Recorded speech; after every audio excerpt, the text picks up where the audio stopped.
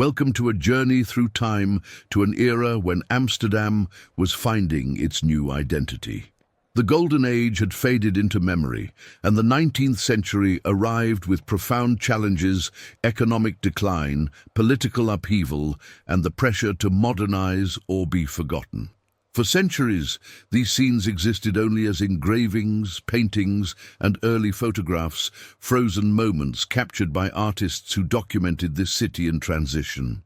But today, through artificial intelligence, we can breathe life back into these historical images, transforming them into vivid scenes that transport us directly into the past.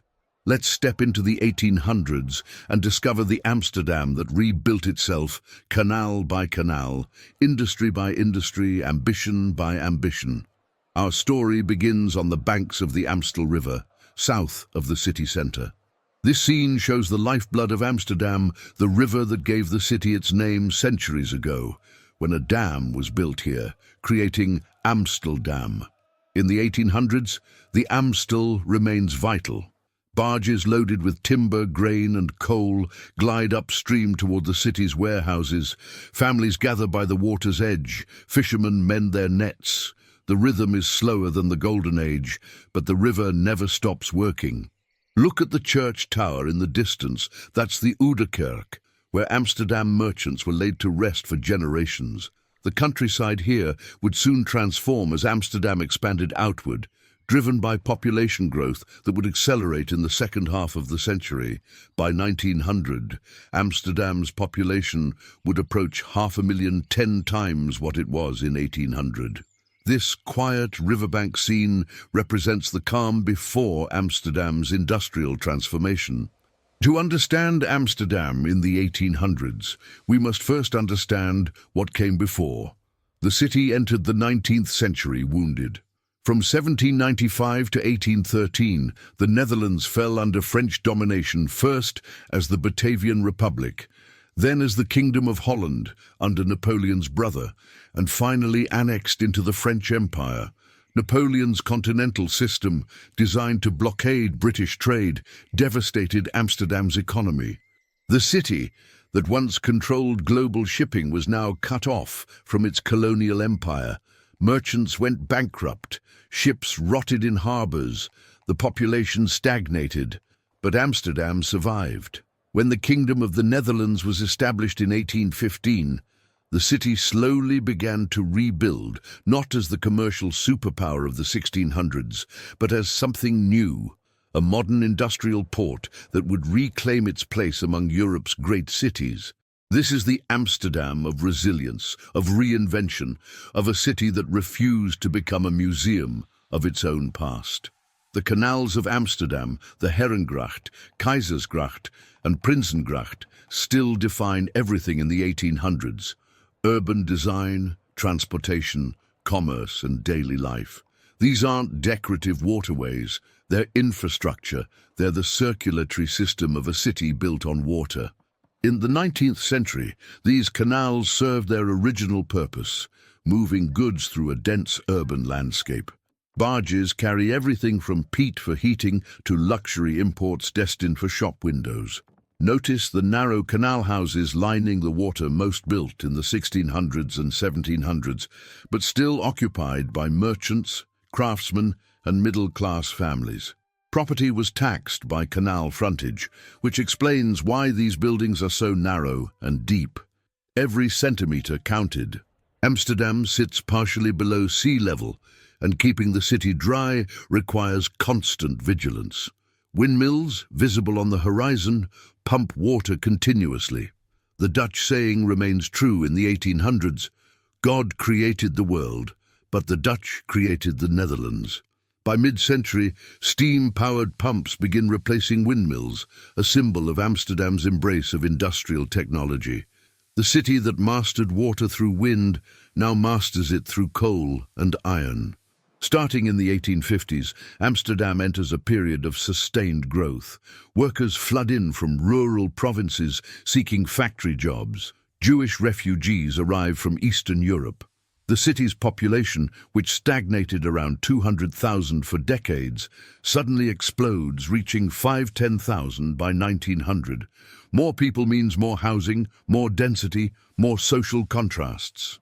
The canal belt remains home to the wealthy, but new neighborhoods, like the Jordan, become overcrowded working-class districts where entire families live in single rooms. Public health becomes a crisis. Cholera outbreaks hit repeatedly throughout the century. The narrow medieval streets struggle to accommodate modern sanitation needs. Amsterdam's expansion becomes not just an economic necessity, but a matter of survival. The city government begins ambitious projects. New residential districts beyond the old canal ring, improved sewage systems, and plans for parks and public spaces. Amsterdam is learning what it means to be a modern metropolis. By the late 1800s, Amsterdam is transforming from a trading hub into an industrial city. The economy diversifies, new sectors emerge, and the sounds of the 19th century are no longer just water lapping against stone. They're hammers, steam engines, factory whistles, and the rhythm of mechanization. One of Amsterdam's most important industries, diamond cutting and polishing. Jewish craftsmen, many fleeing persecution in Belgium and Germany, establish workshops that make Amsterdam the world's diamond capital. By century's end, thousands work in this trade, cutting stones from South African mines. Shipbuilding also thrives. The city's eastern docks expand dramatically. Steam-powered vessels begin replacing sailing ships. Factories produce textiles, clothing, processed foods, and machinery. Amsterdam isn't competing with London or Hamburg yet, but it's moving in that direction. The industrial working class grows, and with it, labor movements, strikes, and political demands. The Amsterdam of the 1800s isn't just an economic transformation. It's a social revolution happening in real time. To survive as a major port, Amsterdam needed better access to the sea. The old route through the Zuiderzee was shallow, slow, and inadequate for larger steamships. Amsterdam was losing cargo traffic to Rotterdam, which had direct ocean access. The solution? Dig a canal. Not just any canal, a massive waterway connecting Amsterdam directly to the North Sea at IJmuiden, cutting through 24 kilometers of land and water. Construction began in 1865 and took over a decade to complete. Thousands of workers, many using only shovels and wheelbarrows, excavated millions of cubic meters of earth. Steam-powered dredges helped, but much was brutal manual labor. When the North Sea Canal officially opened on November 1, 1876, it was celebrated as a national triumph. The impact was immediate. Larger ships could now reach Amsterdam. Travel time from the sea dropped from hours to under 2. The port's capacity doubled within a decade.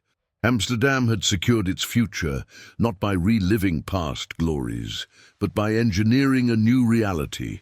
Look at these images of the canal's construction.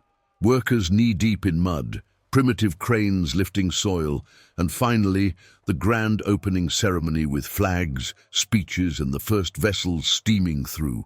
Even as Amsterdam industrializes, daily life retains its rhythm. Markets fill the squares every morning. Fish arrives from the North Sea. Vegetables come from surrounding polders. Bread, cheese, flowers, everything the city needs passes through these open-air exchanges. The Dam Square remains the heart of civic life, dominated by the Royal Palace, the former city hall, that became a royal residence when Amsterdam was named capital in 1814. Public gatherings, celebrations, and protests all happen here. Look at the diversity on these streets.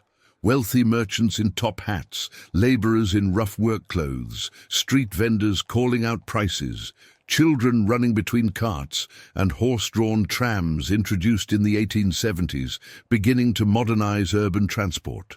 Amsterdam in the 1800s is a city of contrasts. Old wealth living in 17th-century canal houses, while factory workers crowd into tenements. Windmills still turning, while steam engines power the docks. Traditional markets thriving alongside new department stores. This is a city caught between eras, honoring its past while rushing toward modernity. Rising above the Western Canal Belt stands the Westerkerk, the Western Church, with its iconic tower, the Westertoren, soaring 85 meters high. Built in the early 1600s, it remains the tallest structure in 19th century Amsterdam, a beacon visible across the city. Inside these walls lies Rembrandt van Rijn, buried here in 1669. By the 1800s, Amsterdam is rediscovering its Golden Age masters. Rembrandt's paintings, once sold for pennies, are now recognized as national treasures. The Rijksmuseum, opened in 1885, becomes the temple where Amsterdam's artistic legacy is preserved and celebrated. Other landmarks define the skyline. The Oude Kerk, Amsterdam's oldest building, the Muntoren, the Mint Tower marking the Amstel's entrance, and new structures like the Central Station, completed in 1889, announcing Amsterdam's arrival as a modern transportation hub.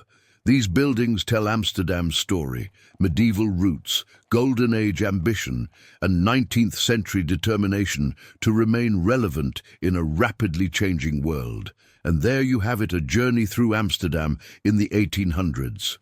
A city that survived Napoleon's blockade, rebuilt its economy, dug a canal to the sea, and transformed itself from a faded commercial power into a modern industrial port. Amsterdam in the 19th century wasn't living in the past, it was building the future, one canal, one factory, one ambition at a time.